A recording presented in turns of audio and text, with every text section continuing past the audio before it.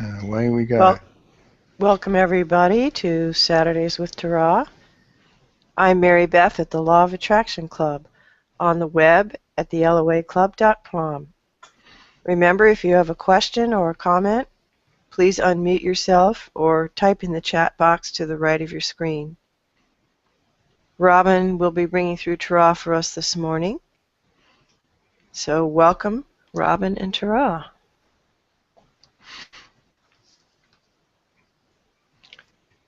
And welcome to you all. So, today we're going to talk a little about channeling. Because as it has turned out, it is somewhat, of course, central to what's actually happening here. And so a little more understanding of that process is going to be useful to discuss. I'm going to talk about your story. We're going to talk about your autopilot, part of that subconscious, which of course is heavily involved in your story. And we're going to talk about changing the story. Well, let's begin here with a few comments about this phenomenon that we are all engaged in here. Because as we have often said, it is a collaboration. It is a collaboration between us, who are the entity, the consciousness that is intersecting here with you, and this one, as always. And it is always an interesting engagement, is it not, for those of you that channel. It takes many forms and it goes in different directions. And as we said on our different call last Saturday amongst the members here, it is not like we dispense wisdom from on high to you. You see, we are interacting with you to offer you our perspective. You have your perspective. And between the two of us, so to speak, between all of us, out comes this evolving story, always with the intent of having you understand, all of you understand that which you are engaged in here. Having all of you better able to understand the true nature of who you are, having all of you better able to change things, because that is really behind all of your questions, is it not? And so we depend upon the channel, in this case this one, to provide a lot of what is needed here to make this intersection an interesting and engaging and fruitful experience for you all. Without, if you like, the organizing ability of our channels to bring this storm of thinking, if you like, this vortex, this tornado of ideas into some semblance of order, you see, because it is, if you like, a translation from a really very rapid, potentially rapid train of thought and into something that makes sense. And that is, of course, part of the equation here. And you also bring your perspective, with which you are the experts. We bring our perspective, that which is that of a conscious not engaged directly in this physical space-time reality. And between all of us, we try to get it all organized in a way that makes sense for you within the space-time reality. And so that is what we are doing here. And this one is taken to using these slides, if you will, as a background, as an organizing way of presenting this material. And sometimes that is really useful and it works really well, and sometimes it is somewhat constraining. And this one was until he was on his walk this morning, still exploring with us that which we wanted to convey today. And so here we are with an ever-evolving story and a set of slides that were prepared sometime earlier. And so we will see how this goes today. We will see how it goes. Then there's your story. And this is the rock on which many people founder, because they see their story as being in a world that exists, as being in a set of circumstances beyond their control, as being, if you like, in a sense, a victim in some way. We don't mean victim in a necessarily bad way. We mean at the mercy of, at the like a sail in the wind, blowing in the wind, at this wind that blows upon you. And it is not that way at all. And as we have discussed many times, the law of attraction makes no sense if you think of yourself only in a shared world. Because if you can have your world be any way you want it to be, and so can that person over there, and that other person over there, and that other person over there, and if you are sharing one world with all of them, then of course here we have a problem, do we not? Because if you all want different things, which you can all have, then how can it be that you are sharing the same world? And the answer is, of course, that you are not. And there are some that care not about this level of detail, and that is fine, because ultimately, of course, as we always say, if you simply choose the better feeling thought, always, then you will do just fine. You will be creating and exploring and having a wonderful time. For many of you, however, understanding the way it works helps you to gain some confidence. It helps you to understand, as different circumstances arise, how you may change things, because now you see the method, if you like, the method behind the madness, so the ideas and the forces and the structure of this thing that you call your world. So your story is your story, and it is that story which creates the world around you. If you look at this world right now around you, that is your story. How much time, effort, and energy, focus and attention did you spend creating this world this morning when you woke up? And the answer is you did not. It was there automatically for the reasons that we will be talking more about.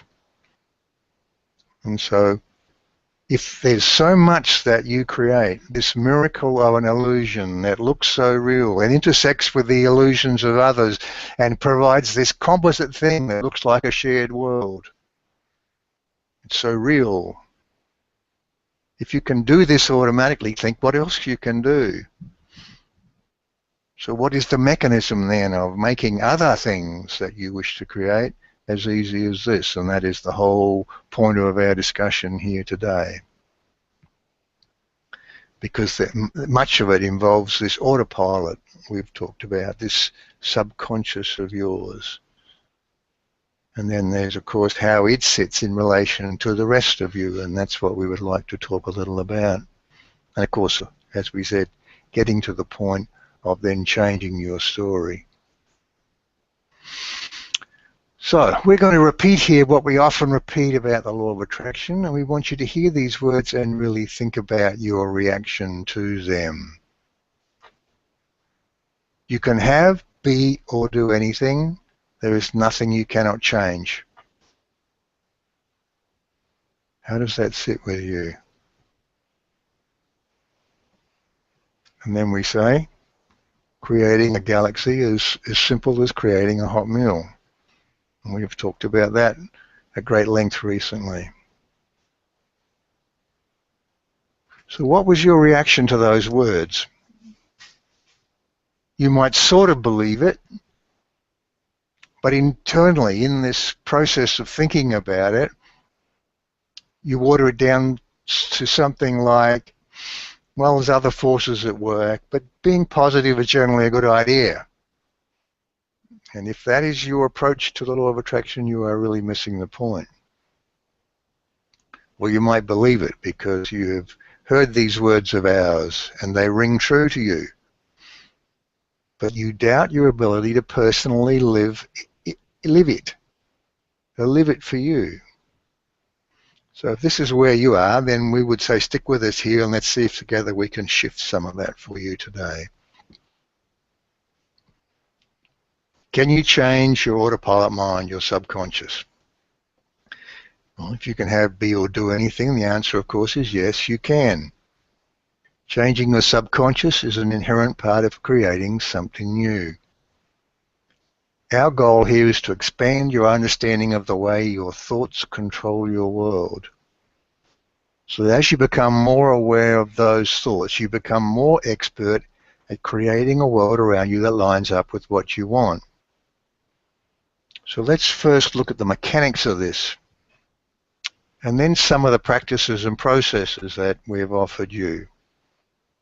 And when we say you here, who are we talking about? What are we talking about? Well, we are talking about the thinking you that has made and continues to make all the decisions.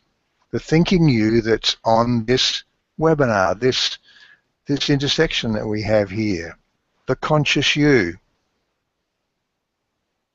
That is the you we are talking to.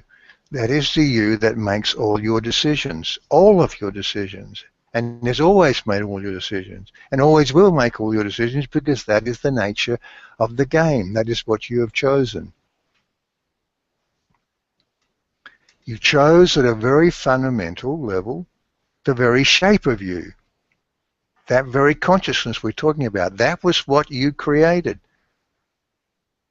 Mostly, as we say, focus down into one thought at a time in this current version of you. You chose how that consciousness interacts with what we are going to loosely call your subconscious, but we'll come to more of that shortly. You chose the illusion of physicalness with your preferred backstory, if you like, what you call your past. Perhaps born a human on a certain day, in a certain time, with certain parents, in a certain country, on a 4 billion-year-old Earth rotating around the sun in a 13 billion-year-old galaxy, among many galaxies. Perhaps. You chose your non-physical world, perhaps with other entities, some similar to you and some like us. You chose and are choosing and will choose and will continue to choose. Because choice, you see, is such a fundamental and absolute part of who you are and what you do. So beyond the conscious you, you are participating in this game of life on Earth. And this physicalness is what you have chosen to believe in. The conscious you is creating it all. It is you creating this context for your experience. Now let's look at your autopilot that we've talked about, where you, just you, nobody else but you, have stored the beliefs and expectations that define everything about you and the context around you. In this subconscious resides all the choices you have made about the physical you, about your world and that past of yours that seems so important in determining where you are and how you do things, how you connect things, how you react to different things. This is the place from which you created your world when you woke up this morning, without effort, without focus, without energy, and without attention. It is the subconscious you, and the way you have created it and set it up is that is a much more powerful processor, if you will, in computer terms, than the conscious you. It is every millisecond of your life. getting deluged with information through your senses and deciding that which is important and passing only that through to you when it says, I don't know what to do with this. You need to take charge of this and pay attention. In the same way that you're spending all of your life mostly in autopilot mode. You've spent a lifetime training it. You couldn't walk or talk or function anyway without it, of course, because you do not have the processor speed in your conscious processor in this form of you that you have chosen here in this particular game. You do not have the conscious speed to be able to handle all those decisions. We've talked before about, for example, something as simple as learning to drive a car. When you first try and drive a car, you are doing everything consciously. You have to know consciously where the brake pedal is and where to put your foot on it.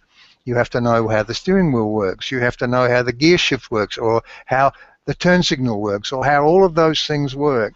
At the same time as you are trying to focus on how to work everything, you have to take care of watching things around you, staying where you're supposed to be, in the lane you're supposed to be in, taking heed of traffic that is moving around you, and making sure that you anticipate anybody's moves in that area. This is an enormously process-intensive task. And of course, you cannot do it off the bat, can you? You have to practice in an empty lot or on a deserted street. And what are you doing when we say practice? You are teaching your subconscious how to do it so that you can pass those functions over to it and say, just handle it for me. And it does.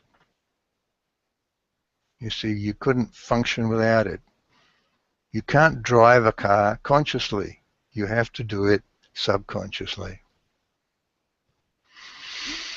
So, then there is a baby. As you were learning to walk, you tried a few things, and you tried to stand up and you sat down, and you tried to stand up and you fell over. And then you learned to balance on two legs.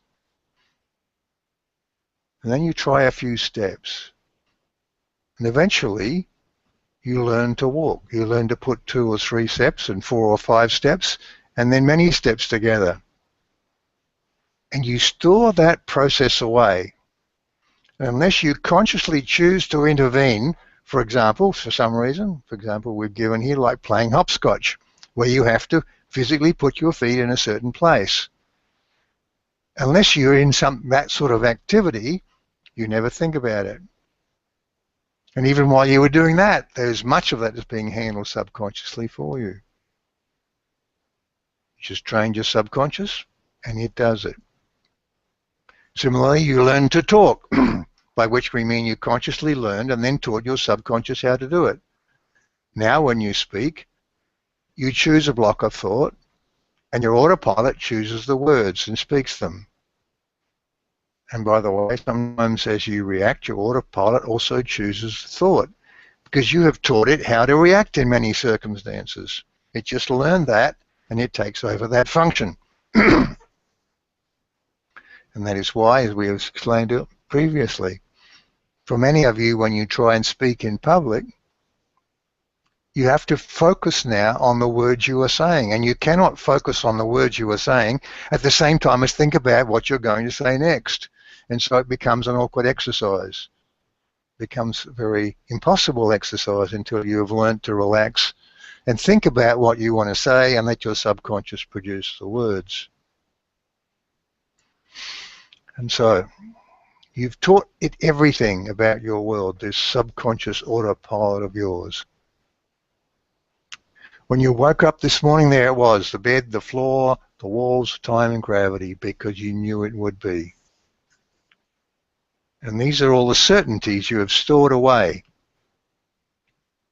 Your subconscious provides that design. It reaches in and takes that blueprint, that tapestry, and says, this is the world in which this story is being played out. This is the context in which you're going to have the experience. You have stored all this away. How then do you teach your subconscious a new habit of thought? And now we arrived at the point of all this, you see. Since it's all an illusion, which it is, can you see that it's your thoughts that created that current set of habits you've stored back there? And new thoughts can create new habits. An imagined experience without reservation, and by that we mean imagining it and allowing yourself to really be in it with eager anticipation, is every bit as powerful as a so-called real experience in planting new ideas about what's possible. It's just as important to be able to visualize and imagine what you want. As for the roller coaster, it may take a few repetitions to overwrite the old story. And by that we mean if you have been on a roller coaster for the first time, it can be an interesting experience. It can be a frightening experience. Two people on a roller coaster will have an entirely different experience. One will be terrified. One person will be thrilled and excited. At the end of the ride, when it is slowing down and it's coming back into the station, one person will be feeling an immense relief, and one person will be feeling disappointment and wanting to go again. And what is the difference? Both of those people know that the ride is safe, or they wouldn't be on it. What we're on about here is retraining that immensely powerful subconscious that makes most of your decisions, handles most of your physical actions, to be in alignment with where you want it to be. Now, as with the roller coaster, this subconscious yours, this autopilot, is not an independent arbiter of what is right and wrong for you. There is none of that. It could be screaming danger on the roller coaster, but it is not by definition signaling danger. What it is signaling is that this is not what you have taught me is a safe place to be. We need to be away from here. It may feel like it is telling you of danger, but it cannot do that. All it can say is, this is not what we have taught. This is not what you have taught me to believe about this circumstance. So recognize that here and now. And take a stand with this subconscious of yours, you see. It is just the old program that you have put there. And so let's look at some of the aspects of the bigger you as well. Because as well as this subconscious, there's your higher self. And even as we give these boxes labels, what we encourage you here is you may have different labels for these. Firstly, do not get attached to the labels. You may have ideas about how separate and discrete these are. We say don't get attached to that, because in fact there are no boundaries. You see, we have drawn these with fuzzy edges, and that is exactly the way they are. There is no discrete box. There is no beginning and end of the conscious you that before the start and end of the subconscious you. We've talked many times about the fact that you can switch back and take control of various things in the subconscious. That is a very movable and permeable barrier between those two. There is none, in fact. And so it is useful to recognize these clumps or these boxes, if you will, simply for the purpose of understanding this process, of taking some of the complexity out of that which seems to be a complex subject. It is not complex. It is elegantly simple in its design. But we will use these boxes, these, if you like, these descriptions, to talk about who you are and what is going on here. And then beyond all of that, there's where you came from, what you were born out of, the collective consciousness of all that is. Back at the source of it all. And of course, in this diagram, of course, fit those other consciousnesses that you intersect with, and us. We are in this picture also here with you. And this is a process of which you are engaged in all the time. There's a flow here between these boxes, if you will. These borders and boundaries are always moving. There is an intersection here. There is an interaction here. There is a communication here. There's a conversation going on here that is way beyond the conscious conversation that you might be having in your space-time environment. And we would say, for example, when you get out of the blue a new idea, where does that come from? And we say, where it comes from is not some random firing of neurons in a physical brain, which is the only way that a physical-only science can explain it. It's a long stretch, is it not, to think that that's what's happening here to produce these conscious thoughts. And of course, this one and those in the community here are gearing up for a new program of teaching people to channel. And this one was looking for some examples, if you will, of the way in which people channel without even knowing what they're channeling.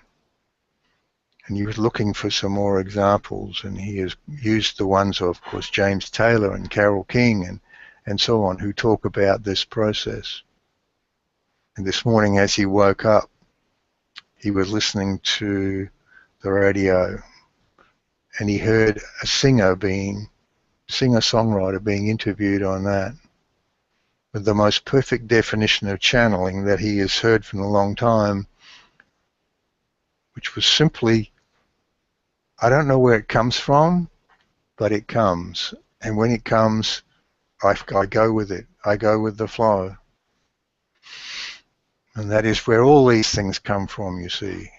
This is channeling in its purest sense. This is channeling even as this one is doing now.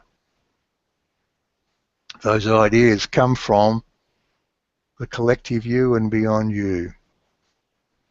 It's the mechanics behind what we call channeling. It's a part of who you are.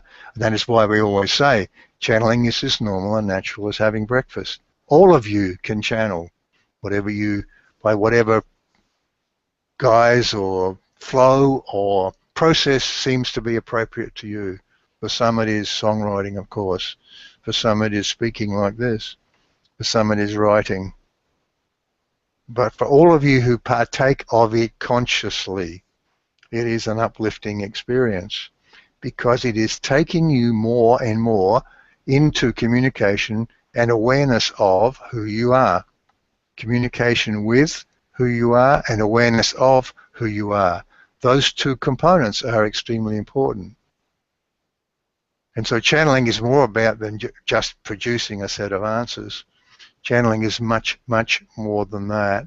And that is why we say it is a normal and natural process that all of you can participate in and should participate in. If you are wishing to understand this flow, this whole of you, this wholeness of you, which sits behind you in more and more expansive understanding, more and more directive and constructive and creative understanding of who you are. And so let us talk now a little about reprogramming. And what are the key ingredients here? We would say that mentally releasing your grip on that fake reality that you have, and allowing yourself to take knowledge and heed of those things that are going on, but without getting engaged in that physicalness to the point that you see it as inevitable. Allowing yourself to be of the world, but not necessarily in the world. Allowing yourself to be the observer, as we often put it, in the stands at the same time as you are playing the game. But we, in many of our discussions with you here, of course, wish to have it be that you will understand the ability to create your world in all of its glory, in all of its presence, in all of its awareness, in all of its, if you like, all of its glory. And so we would say, allow yourself to do that. Allow yourself to see that, to feel that, to be that, without so much direct knowledge. Reality is hemming you in. When we say knowledge, we mean without so much direct feeling of containment. So allow yourself to loosen your grip on that. And then, of course, as we always say, being aware. Developing an ever-present ability to sense your feelings. Because your feelings are always your guide. We have been doing much discussion in these last 2 weeks about feelings. And we have been round about this and so on. When you first step onto the roller coaster, for example, you are aware that it's safe consciously, or you wouldn't be doing it. You are aware of that. But you, at the same time, a little, if you like, concerned about the automatic reactions that you are going to have, because the whole idea behind the roller coaster is to take you into an environment that feels unsafe in order that you may have this exciting experience. And we say, heed your feelings, always heed your feelings.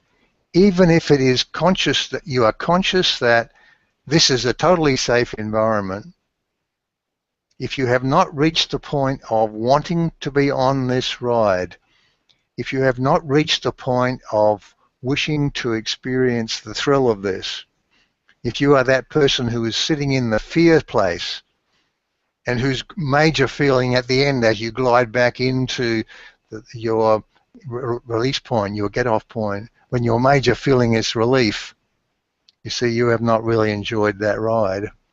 You have gone on it perhaps because everybody else did. But here's what we would say.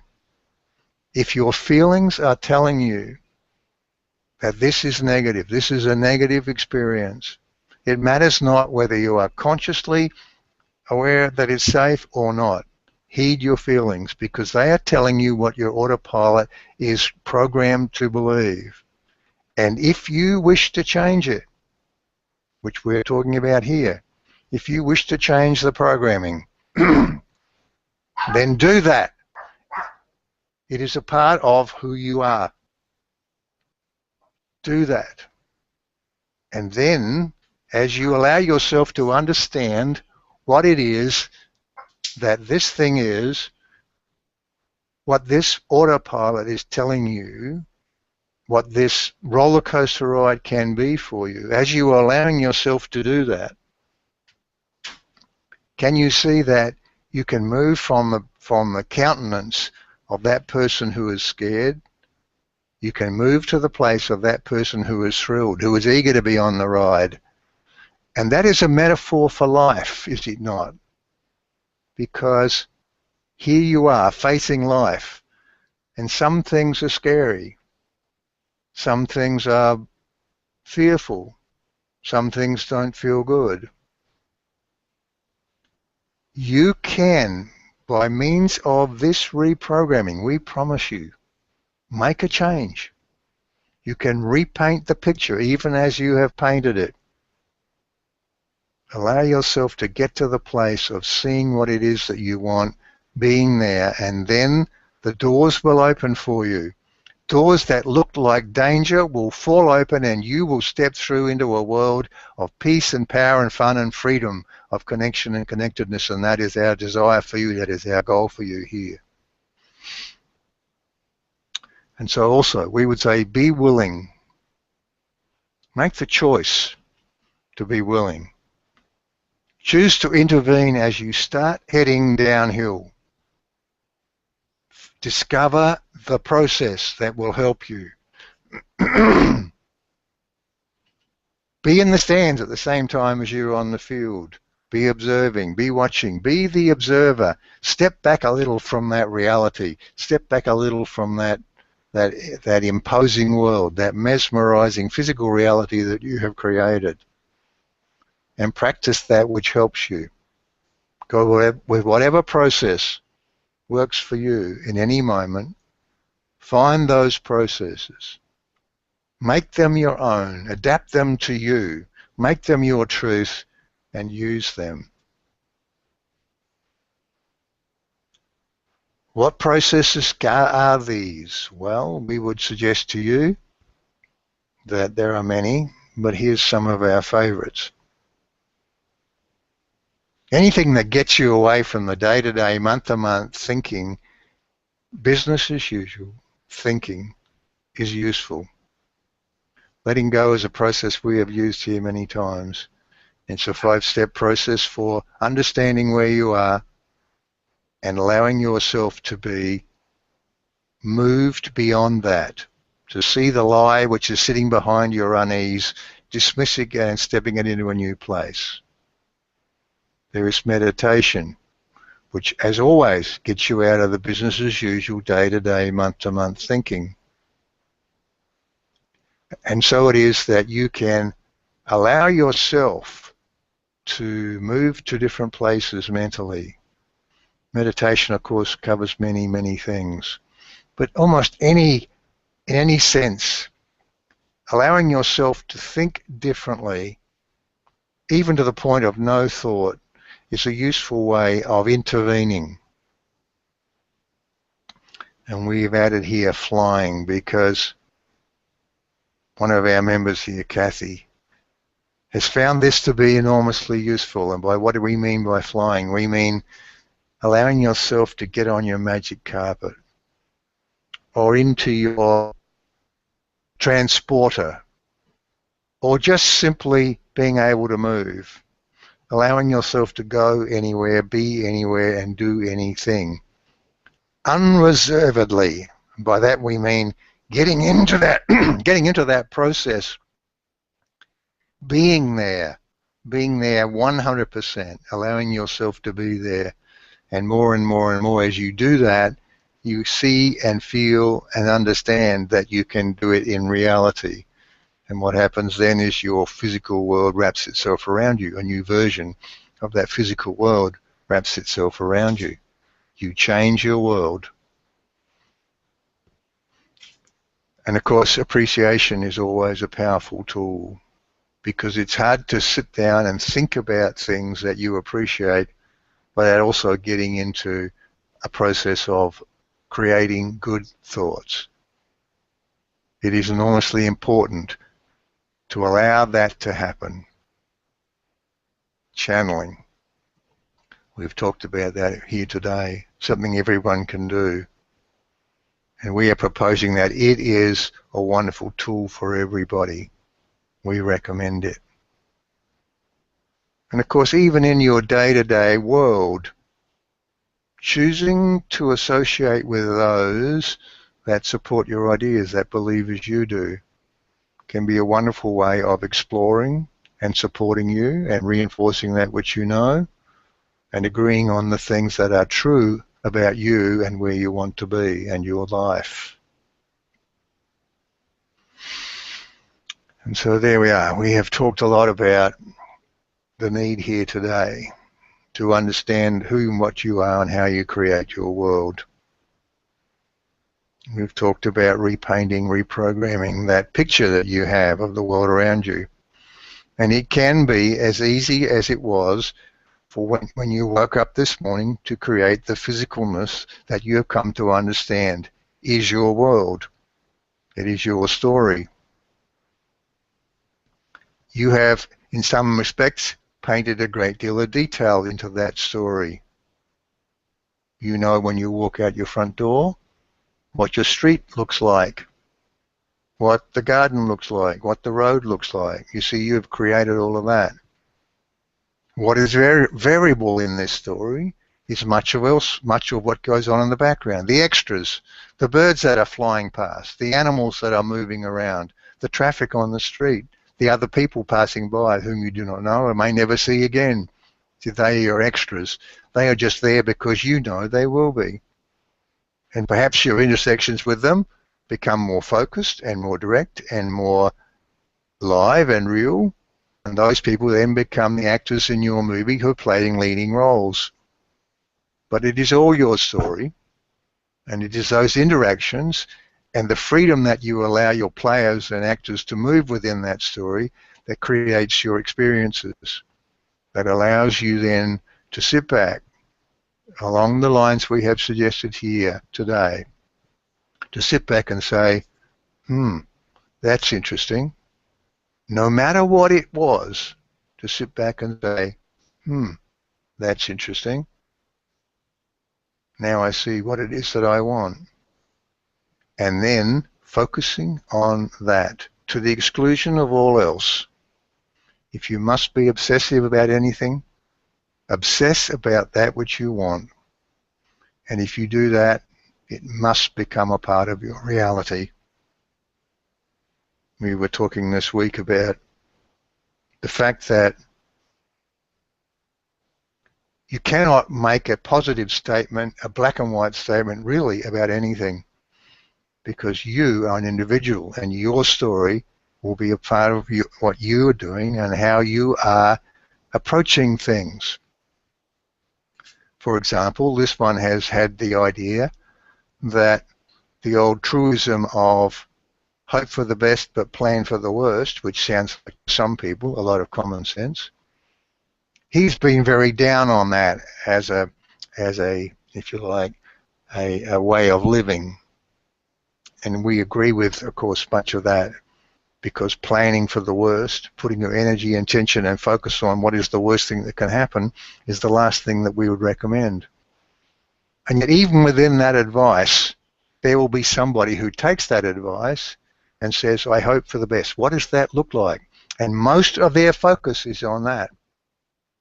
And any time they spend on planning for the worst is simply to reassure themselves that if this happened, then I've got it covered.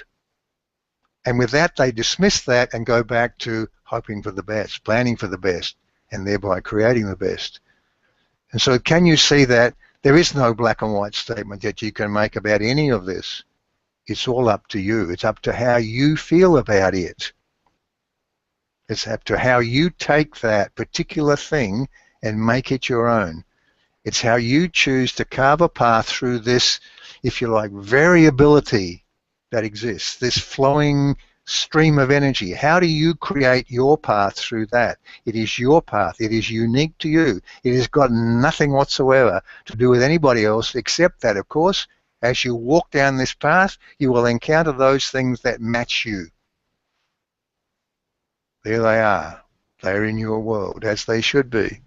Because as you choose a path, so you also choose the context, and the rest of everything flows around that path.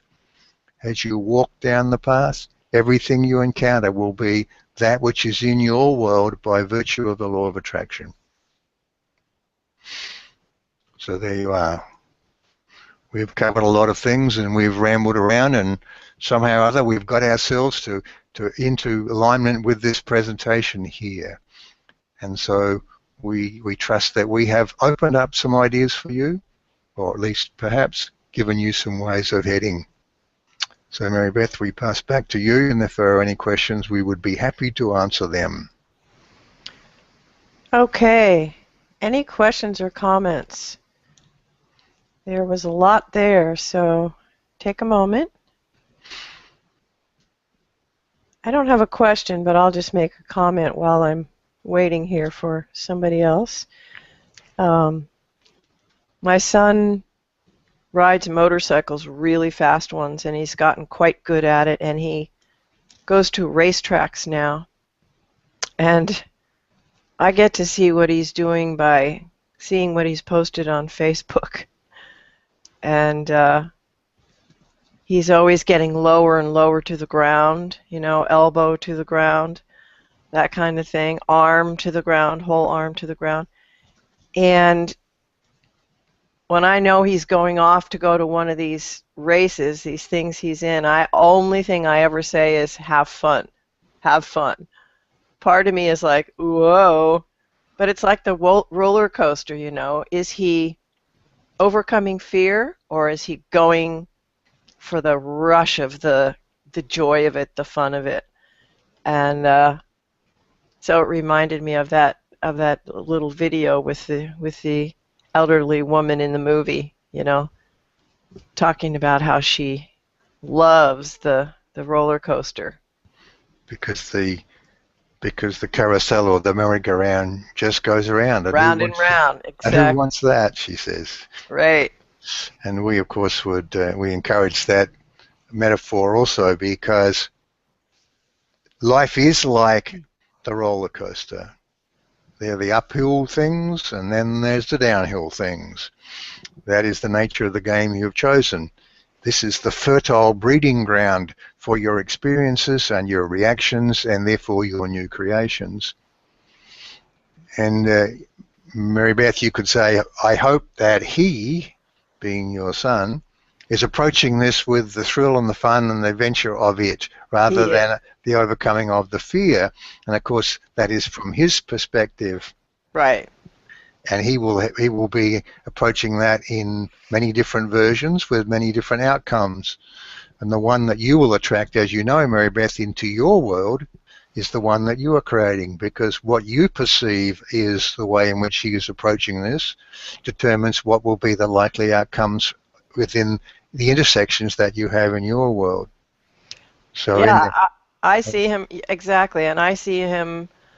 I might not necessarily want to do it, and sometimes I think about, ooh, I wish he wouldn't do that. But for the most part, I see him, what he's doing, as approaching it with absolute exhilaration and fun. I know that's why he's doing it.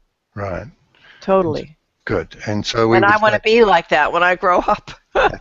do not you all, and that is a wonderful place to want to be. We want to be like that when we grow up too. And so, yes, you have a small amount of trepidation, and mostly you are in the right place, shall we say. And so there is a small likelihood that there will be a problem, but mostly there's going to be the understanding that he is having fun and enjoying it, and that is the way it will turn out.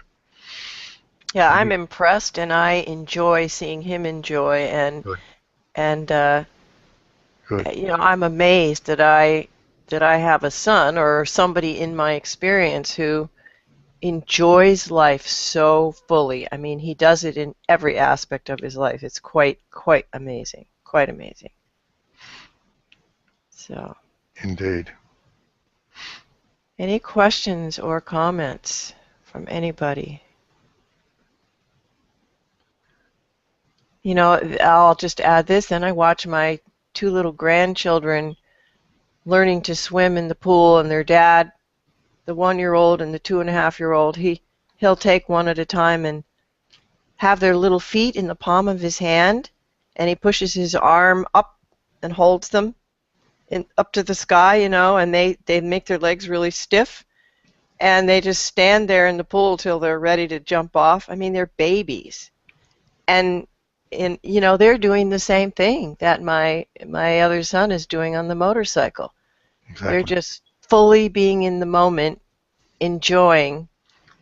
And if they get water up their nose or, bump themselves, that's just for a second, and then they go right back into the enjoyment of everything.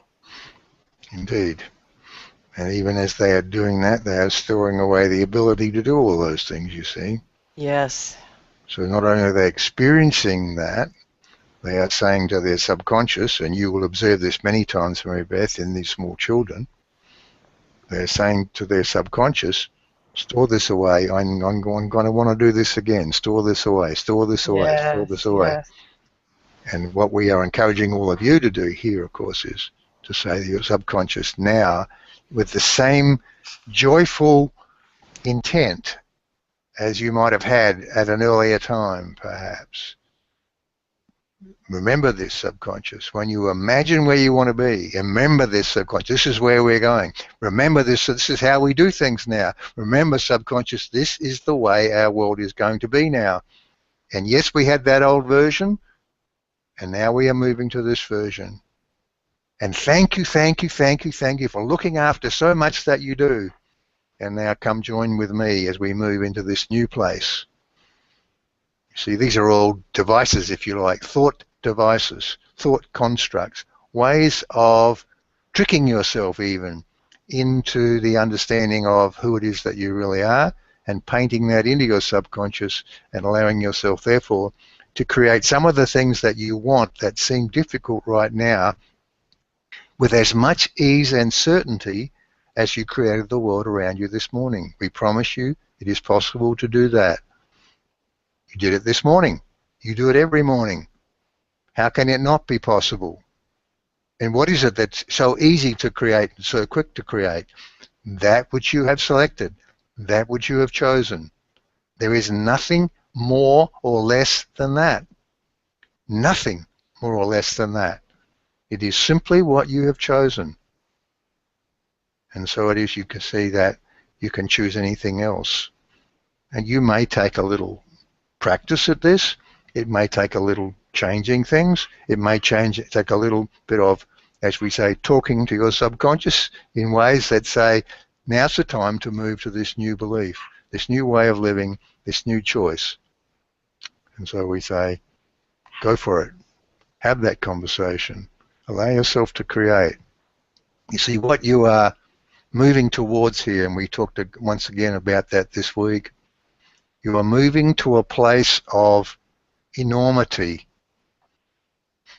to a place of possibility here beyond that which you are messing around with, perhaps, to moving out of that messing around with small things and small decisions and small opportunities into a world of big things and big choices and big opportunities. To put yourself to sit on the crescent moon and to see what you want to do next. There's so much ahead of you that you can have simply for the taking. And so here it is, we are encouraging you. Deal with some of those things. Deal with the roller coaster before you get on it. Set yourself to the point of seeing what that's going to be like. And of course you have the context, the greater understanding that it's safe, but that's not the point. Your feelings are telling you this is dangerous. And that's just an old reaction. So you can see yourself on this roller coaster of life or this physical roller coaster in your space-time reality. It matters not. You can see yourself in a new place. You can get to the point of seeing this as thrilling. And you'll be one of those then at the end of the ride that's saying, oh, that was fun. Let's go again. And that is your life. A couple more things before we close. Well, one is if the beliefs that we have that are pinched off, the things that don't feel good, if all of that is just story, it's illusion, we're making it up, yet we have it stored in the subconscious. I mean, it makes me feel like I just want to erase the past, just let it go completely and start over like a baby, like a 1-year-old. Have a new past, have a new clear beginning where I'm just putting in what I want in there. And so if the pinched off stuff is just stuff we're carrying around that we need not carry around, it's not real, then it seems like it ought to be so much easier to just say, letting go of that, bye-bye. But it doesn't feel easy a lot of the time. I know you've been over all of this, but well, yeah, of course. And we say, why does it not feel easy?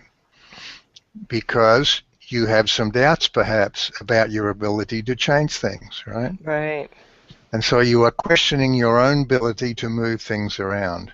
That questioning, that doubt, that you're doubtful of the process. Yes, I understand the way it works, but for me, it's difficult. Right. And we say, it's only difficult if you say it's difficult. Right. And so not only are we asking you to change the picture, we are asking you to change the picture about changing the picture. Can you see that? Yes. We're not only asking you to choose that place to be and that place, those things to have, but choose the very way in which you choose those things to be and those things to have.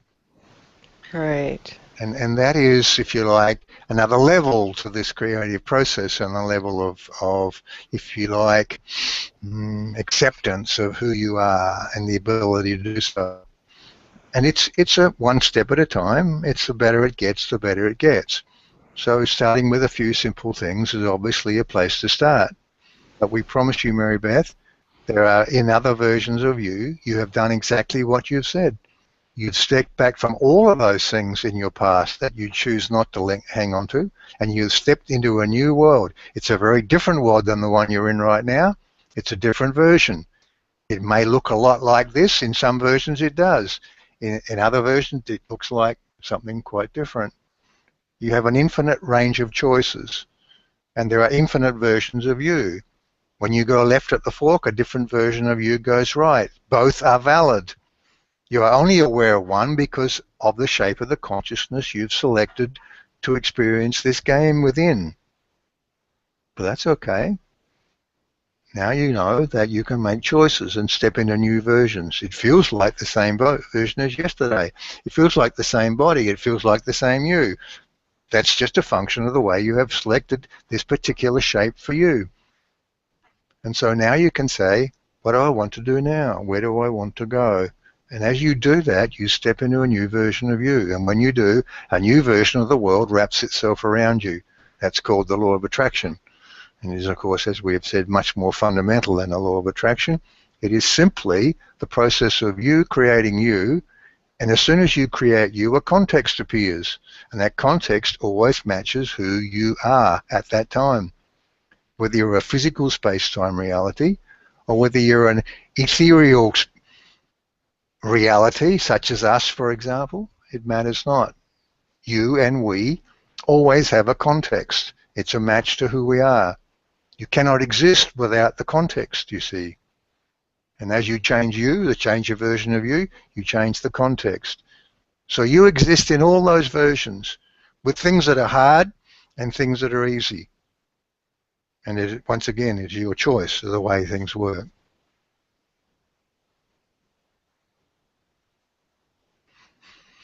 It makes me realize when I'm watching my little grandchildren again, you know, when they skin a knee or something, are they going into extended crying and being upset about it because people around them are making a big fuss and they decide that that's a good way to get attention? Or, you know, are the people around them saying things like, oh, yeah, I see, you're okay. Come on, let's go on to the next thing. And I think the more light we are about all the stumbles, you know, the easier it is for them to learn that, no big deal, moving on. And that's how we ought to be treating ourselves. No big deal, moving on, it's nothing. Indeed. You cannot get it wrong and you cannot get it done, as we have said many times. It is just the experience that you're here for. The game, the story is an illusion. It is a movie. And you are just here to experience that and understand it and create within it, and that is the fun of it. See, what is the greatest fun you've ever had in your life? And if you think back about that, you will understand that it is, in fact, when you create things, that is what ultimately gives you the greatest sense of achievement, the greatest sense of fun.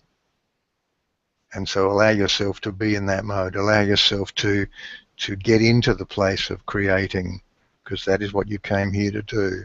Those choices sit out before you. It's simply a matter of choosing the things that feel good. All right, I think we're complete. So any last comment? We think we have wrapped this up, and so we would just say that we have enjoyed this interaction immensely, and by that we are telling you that we also enjoy this. We are just here because this is our job. We created you, even as you attracted and created us. And so we've enjoyed this interaction, this chance to explore who you are and who we are, and thereby move to some new things and move to new higher places and new higher thoughts and new higher creations. And for now, we are complete. Thank you, everyone. Bye-bye. Okay. Good. Bye-bye. Bye-bye.